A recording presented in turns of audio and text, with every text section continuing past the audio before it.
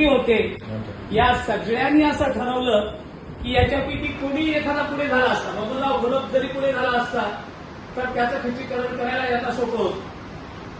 राजकुमार बडोले जरी पुढे झाले असते, समाजाने ऐकलं नसतं. यांनी सगळ्यांनी असं ओळखलं की आता हुकमाचा एक आहे तर फक्त आनंदरायला मिळतो. त्यांनी जर आवाहन केलं की सगळे मोठे येतात, मग ते कोणत्याही पक्षात असो, कोणत्याही संघटनेत असो, कुठेही काम करणारे असो, बौद्ध म्हटलं आणि आनंदराव साहेबांनी आवाहन केलं की ते रस्त्यावर येतात. म्हणून त्या सगळ्यांनी मिळून असं ठरवलं की या लढ्याचं नेतृत्व तुम्ही करा. आणि या लढ्याचं नेतृत्व तुम्ही करा म्हटल्याबरोबर साहेबांनी त्यांना लगेच होकार दिला आणि तेव्हापासून सगळा महाराष्ट्र पेटला. 30 तारखेला नागपूरला जो मोर्चा झाला, या नागपूरच्या मोर्चामध्ये सुद्धा महाराष्ट्राच्या कानाकोपऱ्यातून लोक आलेले होते. साहेबांनी मला सांगितलं की तिथे जाऊन रिपब्लिकन सेनेचं प्रतिनिधित्व करा आणि त्या ठिकाणी अगदी गोंदियापासून लोक आलेले होते.